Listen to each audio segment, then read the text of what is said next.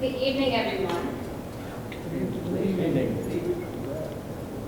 Okay, in accordance with provisions of the Open Public Act, NJSA, St. Board-6, PL 1975, C 231, S1 Amendment 2006, C 70, S2. The Asbury Park Board of Education has provided adequate notice of this meeting, requesting a notice of time, date, and location, and the exact known agenda of this meeting to Asbury Park Press, the new poster on January 14, 2022, via email.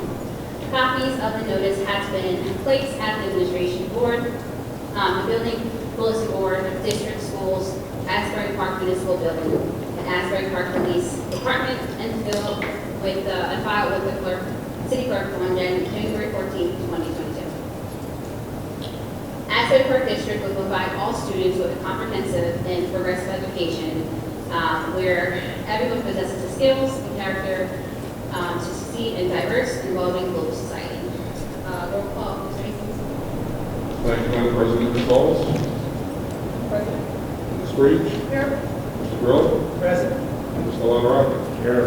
Mr. Redding? Ms. Ricks? Here. Mr. Saunders?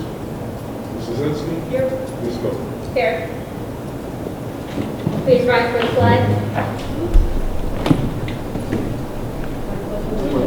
To the flag of the United States of America and to the republic for which it stands, one nation, under God, indivisible, with liberty and justice for all.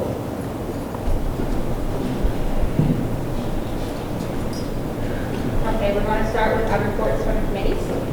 Dominic, if you can go first, please. Sure. Finance.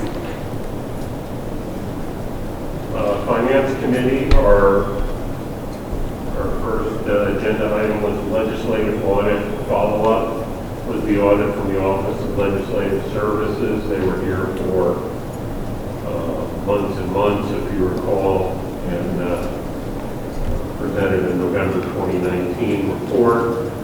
In those areas, we're dealing with cleaning up some smaller issues with regard to scheduling, staff assignments, overtime, early childhood procedures, and the healthcare waiver process.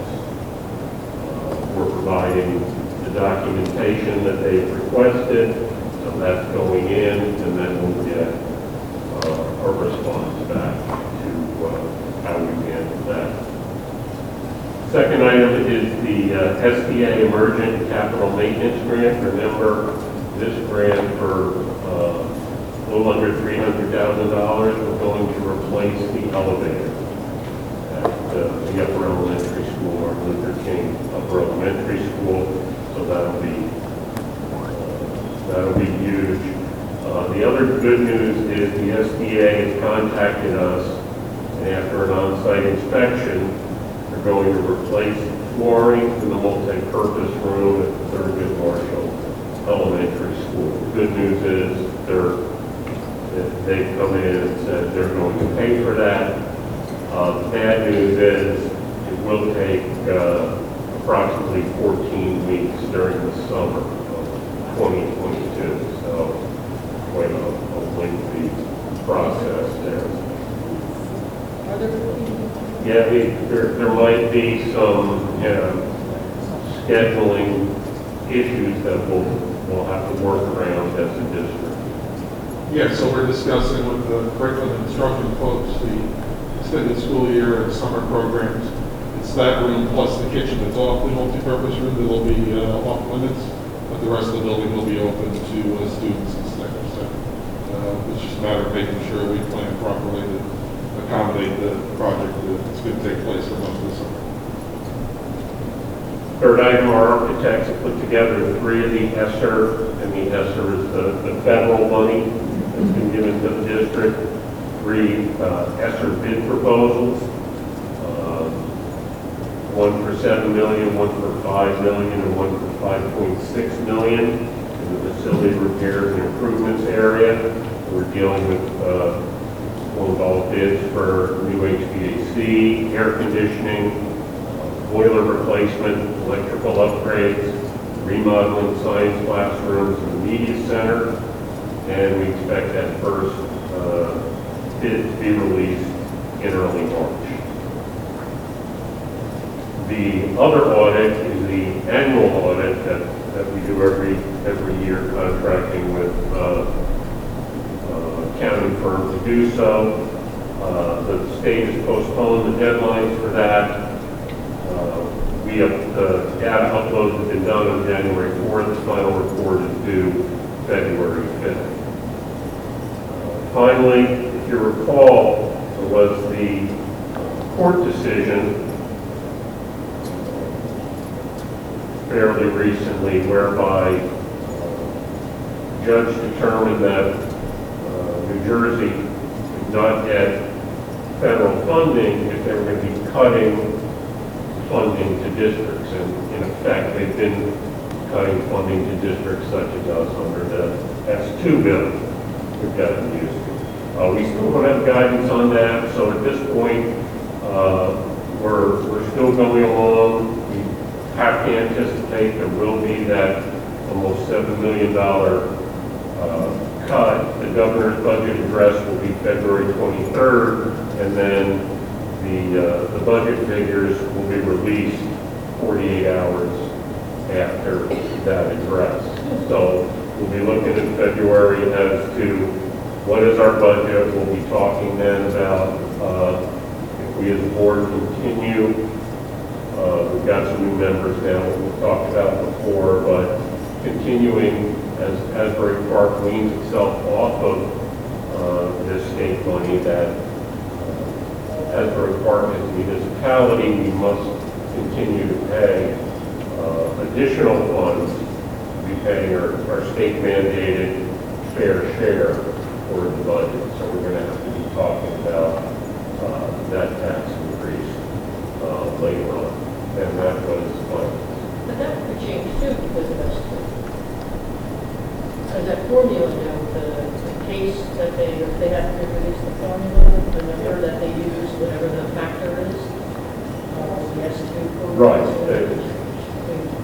Well, they have to release the formula now based on different litigation. Stop me at any point, Counselor. You got it right so far.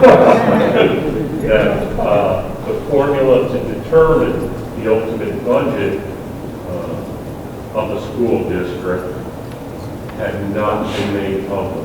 And a number of districts have sued, and the initial court decision now is that must be released. I thought it was 7 districts. Was it 7?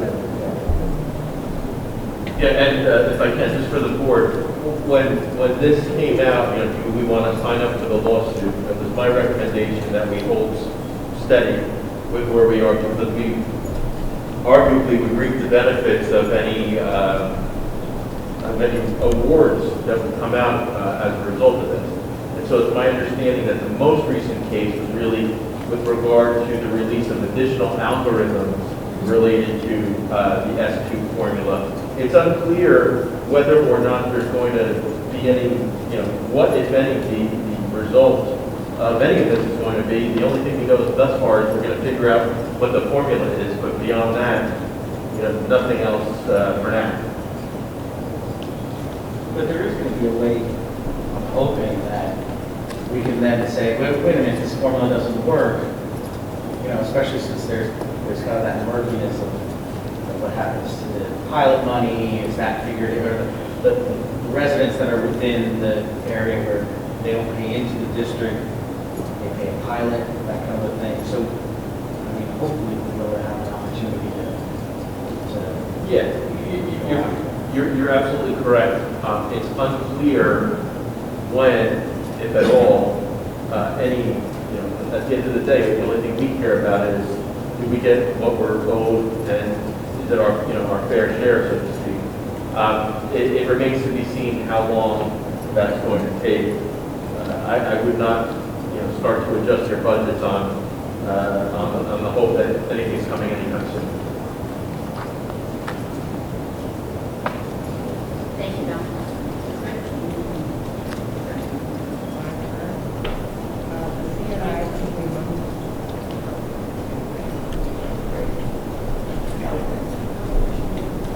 Yeah, committee did meet. We did discuss certain board trips. We also discussed that the Abbott curriculum management be approved, that it would choose that recommendation. We discussed Empower Summit to provide using the risk program to treat students in grades 9 through 12, and also harassment, intimidation, and bullying policy, which is a recommendation from the New Jersey Department of Education on January 31st, 2022. And also Rutgers Graduate School would like to do a professional development for paraprofessionals and teachers on the elementary level, grades K through 5. And the last thing is a recommendation for approval for the school district to partner with Wellspring Center for Prevention to provide prevention life skill program for students 7 through 12.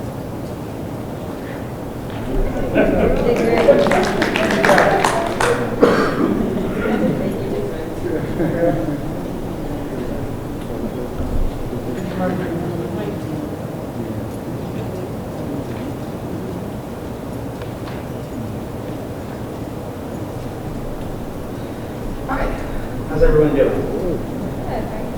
I'm doing great. Cool. So, buildings and grounds, we had a facility use request. Well, there were a few facility use requests. AP Little League paid their fee for the upcoming season. The first event was a pancake breakfast, and buildings and grounds working with some Exeter Comedy Groups in the kitchen for the event. The other facility use request was something that we had a kind of a long-ish discussion about, and that was the A7FL football league that applied to use the high school stadium for the upcoming spring and summer season. And A7FL is essentially an adult notepads full contact football league, right? And the committee noted that some reports received last year of unruly fans is something to consider. There was also I guess, some of the neighbors complained about the noise. Granted, I don't know if that the neighbors were at Asbury Park or over across the lake at Deer Lake. And also there was some recreational use of some substances, and that kind of was a little off-putting, right? And so the committee recommended the group to be asked to provide police for their games at their own cost, but I did want to kind of open it up as well for discussion amongst the board about it. So, and I know Mr. Reed probably has something to say about it. So, what we want to do is, why don't I continue, because there's a little bit left, and then we'll go back to it, all right? And then we also talked about the waiting for the final confirmation from the SDA for the allotment funds in the amount of the $281,000 and change for the replacement of the elevator over at MLK for elementary school. We spoke about the architectural services. We reviewed the spending proposals related to ESSER 2 and ESSER 3 grants. District architect proposed 3 separate bids, totaling approximately $7 million, $5 million, and $5.6 million each. Facility repairs, stocking curtains before, and other repairs that we talked about was the administration continues to work with the new architect to review additional projects, and after funding priorities to work on ESSER-related grant-funded projects, and additionally working with the architect on the elevator project, the 3rd Marshall Flooring project, and the wheelchair lift at the high school, as well as other safety repairs. So, a little redundant, but that's that. In regards to the football league, they've been playing here with exception of COVID for years. They paid the district $12,000. They've also hired police officers in the past, because I can vouch for that because I was there. As far as the noise, neighbors complain about Pop Warner, they complain about our high school. It's going to happen. You know, they complain about the sound system, things like that. As far as recreational use, if they hire police, then they're not allowed to loiter, and that's something that's going to be put into the contract. You know, as far as them hanging around, and I know that I've actually had to shoot some people away, you know, because they stayed around for too long. But you know, the whole noise issue, you know, they're paying insurance, they're paying our fee. One of the reasons when we put the turf in here years ago was we wanted people to make use of it and, you know, try to make some money. If they're going to pay $10,000 to $15,000, that should be adjusted with the cost of everything else going up. They're in charge of also cleaning up the stadium after they're done. We've gone through that the last several years that they played here. You know, and broadcast, I think it's a good thing as long as if they're held accountable for their actions and fans. If they have 2, 4, 6, depending how many, you know, when they play all day. So they start early in the morning and they don't stop till 6, 7 o'clock at night. So it's like a 12-hour day that they play. And it's teams from 4 different states that come and play. I think it's a positive thing. You're always going to have people that are going to complain about certain issues. That's just the nature, you know, of the game. Right. So I would like to see them come back.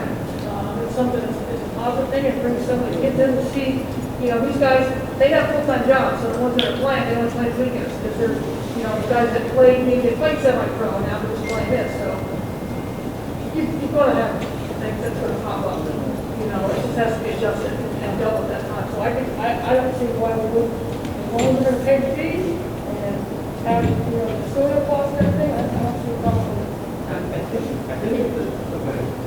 Can we move on?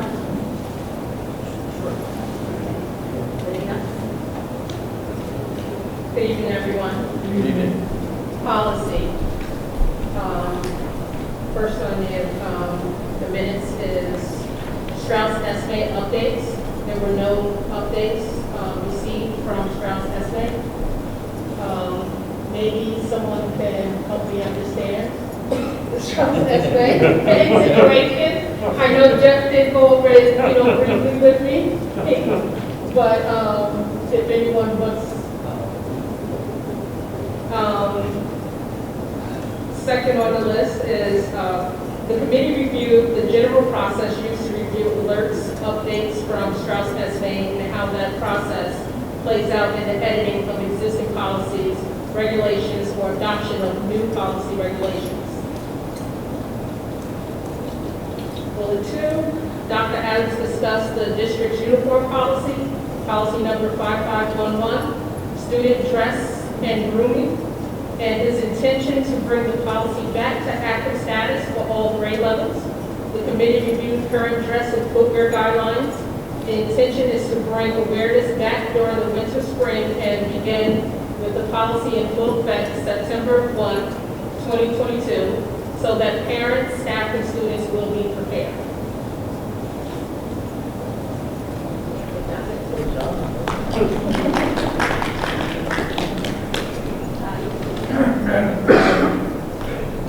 Ms. Hall, I did speak with Dr. Howard Morris, who will be providing the language from our student handbook to support that, to be in line with our reflective practices in terms of how we do corrective measures. Thank you. So she will be providing that information to the policy committee. Thank you.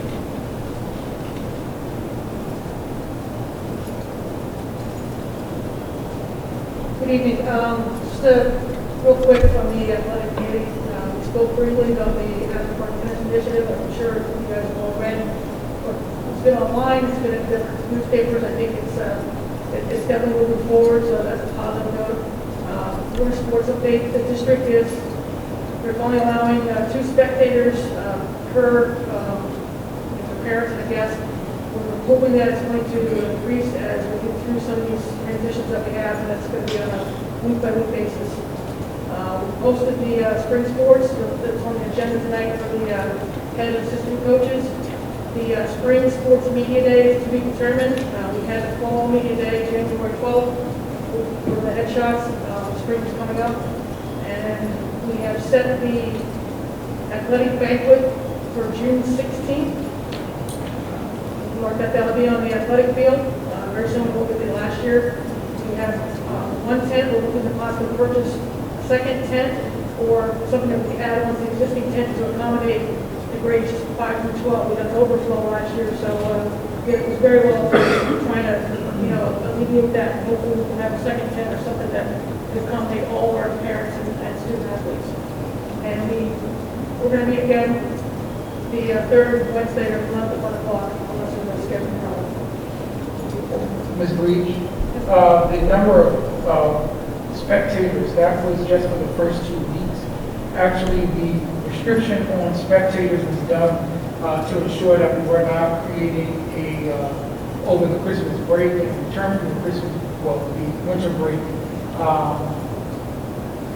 preventing the spread of COVID, and that lasted for about a week and a half.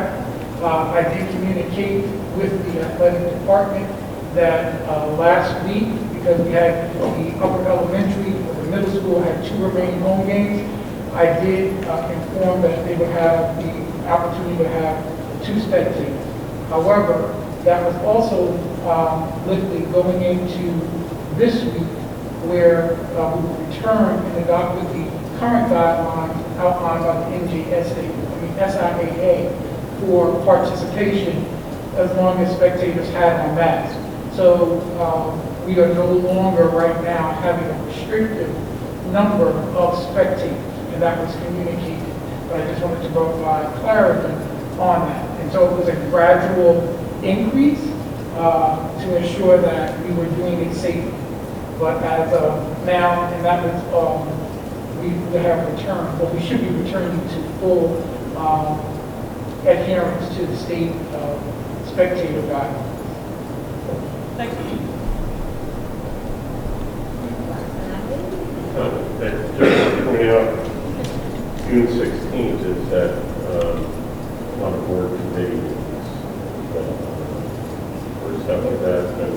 Because we have our senior awards, a lot of stuff going on, graduation, things like that, so it's at That's night. the day, okay. It's at night, so hopefully, we need to do All right, something for them. well, we can switch around. Okay, we can switch up.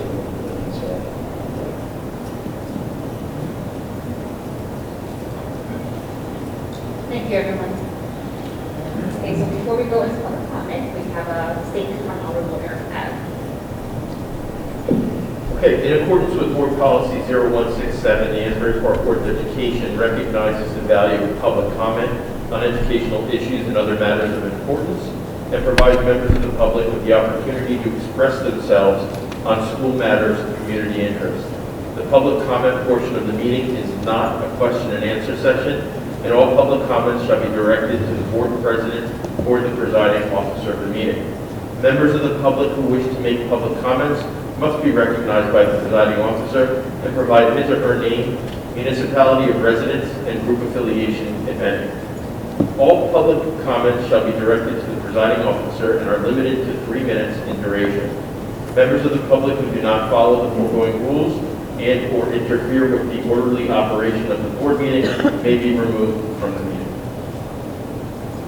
Thank you, Adam. At this time, I'll open up public comment.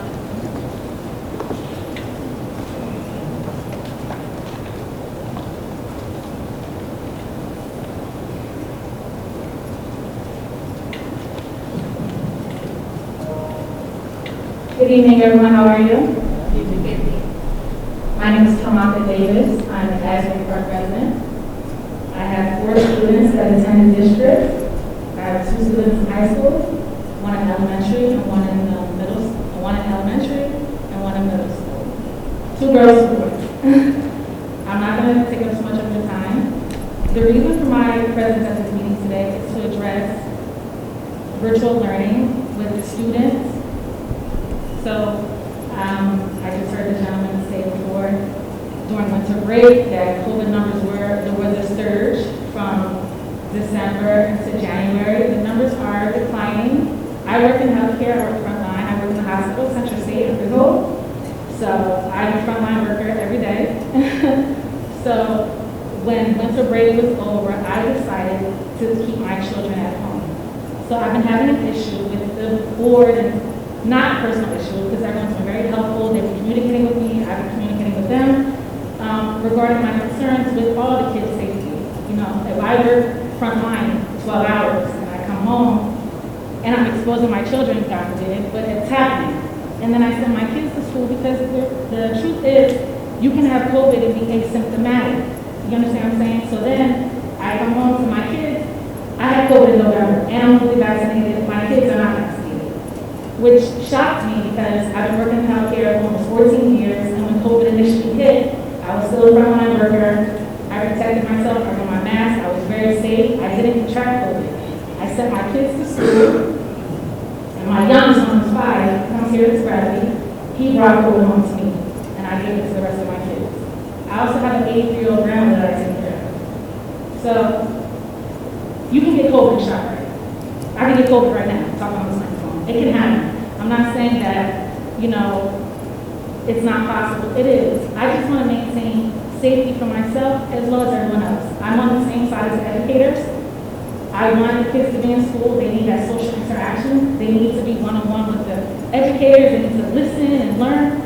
But I just feel as though if I decide that I want to keep my kids home for like a month or so just to see what's happening, I should have that option. And it shouldn't be counted against them. So my kids have been marked absent, but they've been doing like Google Classroom and talking to the teachers via email. I've been talking to the teachers. So it's happening. I just don't want them to suffer any repercussions later on because I want to keep them safe and keep you safe and keep your kids safe. You understand what I'm saying? So I appreciate you guys hearing that. So that is my main concern. I see the community is behind me, and I'm pretty sure we all share maybe the same values or maybe there were different concerns. And I think if we all communicate and come together and work together, it'll be easier to make things happen, to put a plan into effect. I'm a single mom. If my kids get sick, I have to stay home with them. I missed 3 weeks of work when I had COVID. Now I'm petty. You know, and it was tough for me, but I'm a hard worker, so I bounce back. But still, you know, I can't afford to have that happen again. So I just want to express my concerns with that. And if like I said, I'd like to keep my kids home just for a short while. I shouldn't be penalized, and they shouldn't be penalized. Because eventually, I do want them to come back into the school. I need them in school. I don't want them home with me. They eat up everything. I hear you. I hear you. Thank you for your comments. Thank you. That is my concern. Thank you very much.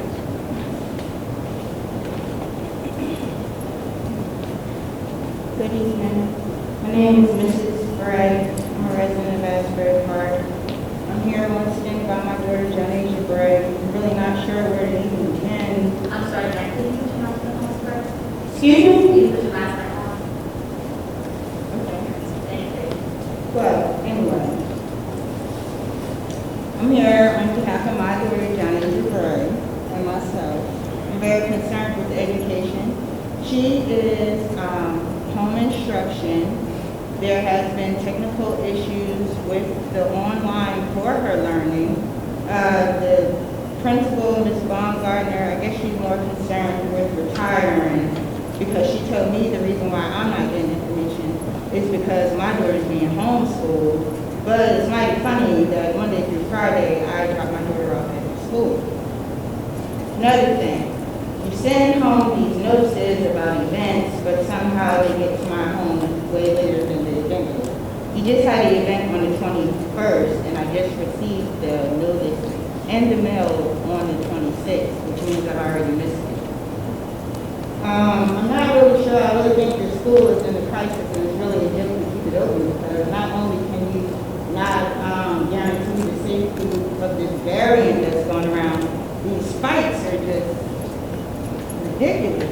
I don't even understand why everybody is mainly pointing the finger at this person and that person who's at fault. I don't even understand how you can blame teachers to diffuse an issue or a situation when they don't even know the community or the children of the community. Only thing they know is a file that follows these children and what these children display. They don't know if these children ate at home. They don't know if these children get beat at home. They don't know of these children being sexually assaulted. They don't know if these children, parents were just taken away. Like, you don't know. You don't know anything. But every time I turn around, you're worrying about how many people come into a sports event. I can't even get my child to get a proper education. So why would I even care about some sports and athletic things that's going on? Is that going to help her? Too, once again, I have to use the word survive because you all seem to use the word succeed so much, and I'm really not understanding how my child is succeeding when you know she's on home instruction, but teachers that I met and I talked to on the back to school night that know she's on home instruction are sending my daughter progress reports of failing and absent, and you told me that you're going to rectify it, but you're not, so I'm worried about my child's education. I'm not sending my child here because of health reasons.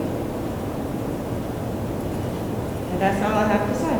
You need to get things going, work together. That's what you need to do. Stop worrying about these sports. You need to worry about the safety. Anyone else?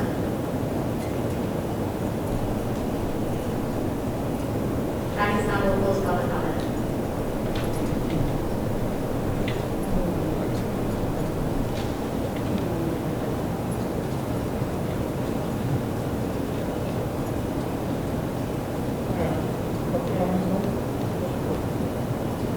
Mayor, I think, Ms. Davis, I think you and I had a conversation via phone.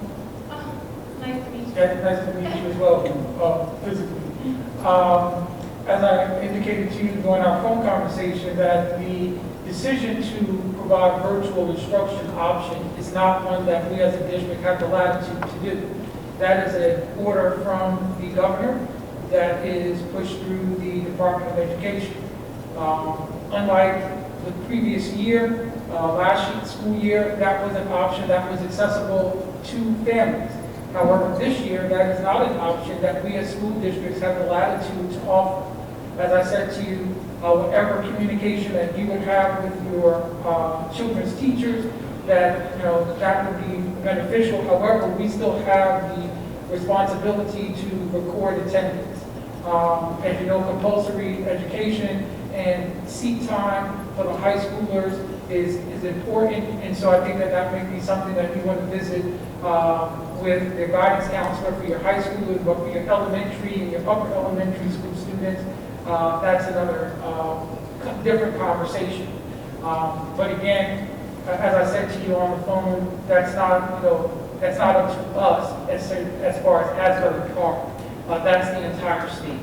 And so, again, I just wanted to address that because you and I did have the conversation.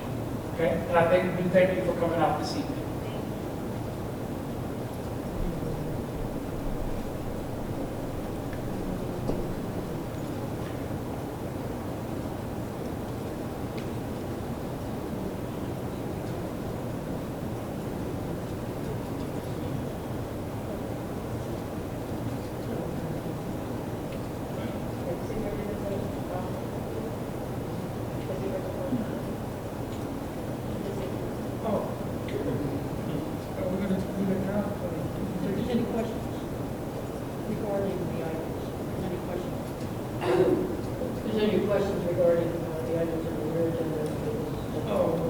Are there any questions?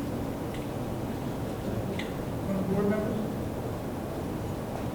Okay, we have a couple of presentations. I'm sure that'll be at the 7 o'clock hour. Microphone check. Okay. I'm not going to say one, too.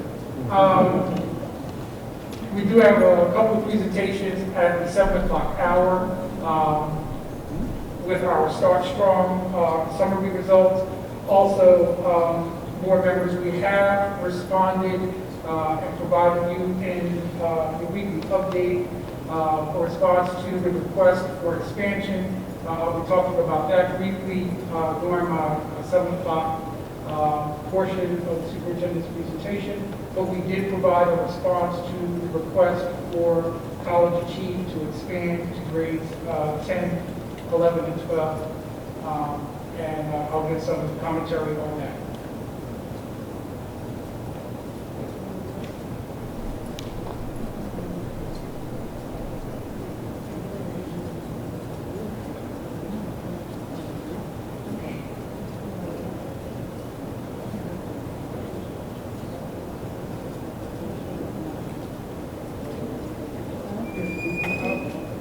Madam President, would you mind if we did the Start Strong presentation now?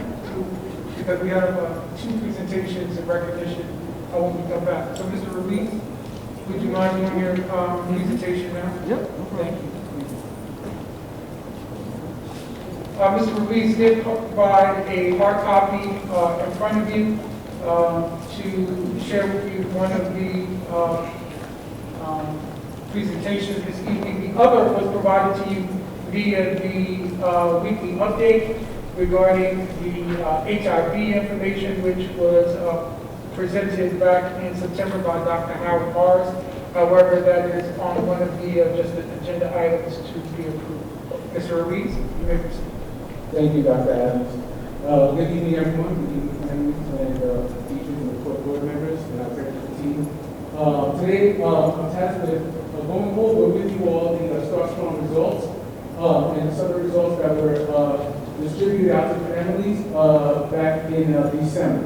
And I want to take this opportunity to kind of just go briefly over some of those results so we can kind of see how we utilize the data and how important it is for us to kind of use data in the proper way and in the proper context. First thing you should know is that Start Strong was the first assessment all students took probably in New Jersey when they got back after the pandemic. It was a required assessment. What is Start Strong? What it's intended to do? It's intended to produce information that should be used as a standards-based complement to the resources that we use in the district. Which we administer quickly, so it's a short 25-minute to 60-minute assessment. And it met the federal flexibility, right, because we were not taking NJSLA, so the federal government decided that this was a good enough replacement, and it provided flexibility for the school year 2021.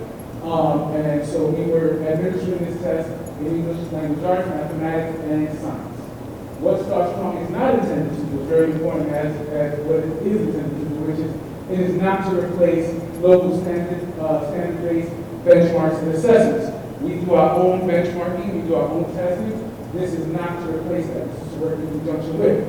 It is not intended to replace our spring New Jersey student learning assessment. The NJSLA will take place this year. So if this does not, even though we took at the beginning of this year, this assessment is not intended to override what we want to take at the end. And this is a one-time only flexibility granted by the United States federal government. What does it mean for us and how are we using the data? The data is based on student understanding of last year's standards. So you're going to see grades 4 and up. There's testing for the standards from grade 3 and up. So they were fourth graders this year, they were third graders last year, we tested third grade standards, so forth and so on. We administered a linkage form C at the end of last year to measure proficiency in those same standards. That's very important. I want you to remember that. We're going to circle back to this. We share that data with our teachers, that's the Form C data, at the start of this year to inform them of the standards that need more support and those that show more proficiency. And this gave us the information we needed so that we can immediately start the school year with results that mattered. And obviously, because we had to also wait for Start Strong, we didn't want to wait for Start Strong assessment data because we needed to start right away. And that data was released in mid-December, so that kind of gives you an idea why we need to be ready to go right from the beginning. I'm just going to go over some of these charts quickly. There's a lot of data, there's a lot of things to look at, and I don't want you to focus on all the numbers because at the end I'll show you how it all plays out.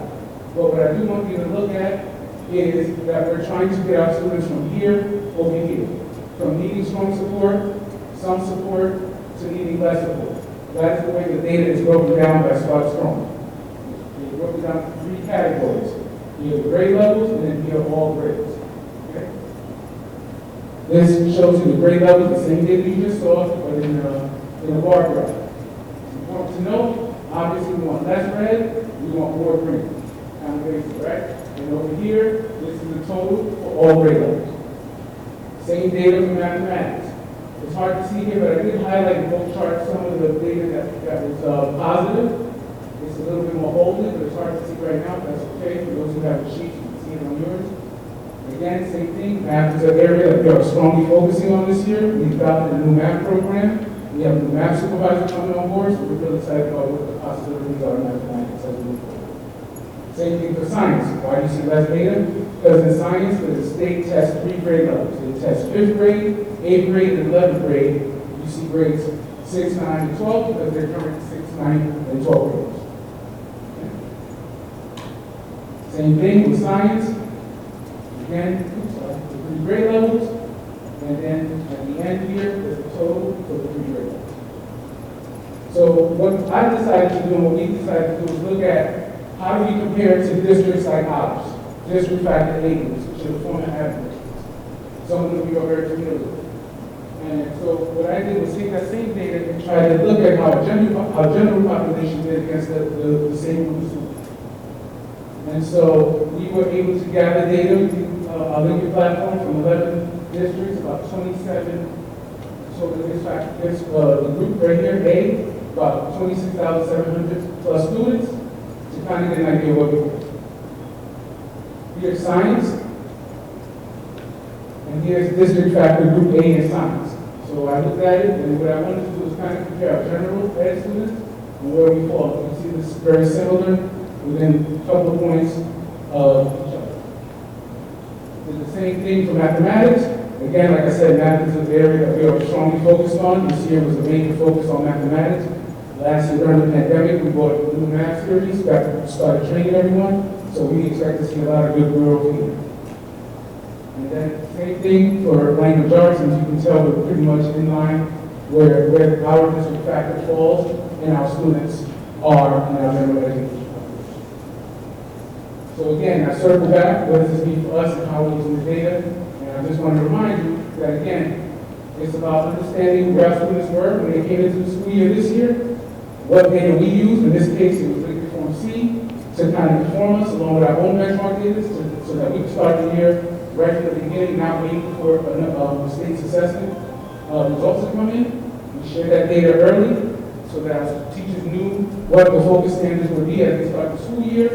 And then we, once we got the start strong results, we sent out the individual student reports to families at the end of December. Those were mailed out to all of you. You might have gotten them right before or just after the winter break. And that concludes my presentation. So if you have any questions or you want to do a deeper dive, just please contact me at your convenience. I'll be happy to go over. There were a lot more slides in this, but I wanted to just kind of give you guys a little overview of what the start strong data looks like. Thank you. Thank you.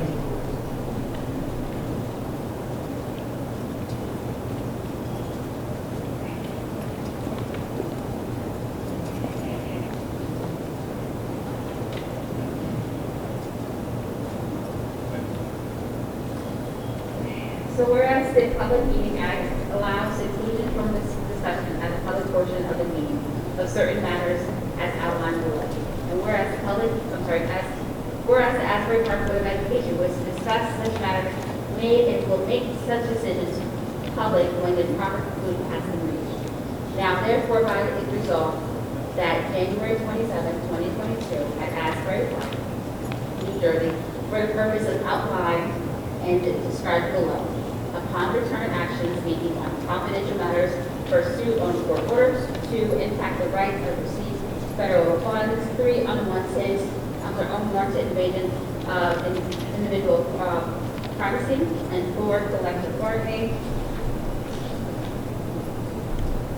5, accusations of real property or investment of funds. 6, public safety procedures. 7, limitations or contract matters of client privileges.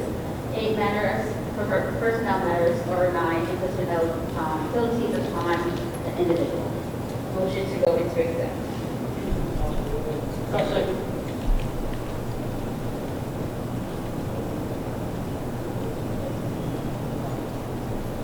For the members of the public, the board's going to be retiring into executive session. It's anticipated that executive session will last approximately 15 minutes or so, after which time the board will return to this room and we will then convene for our regular board meeting. So thank you. All in favor?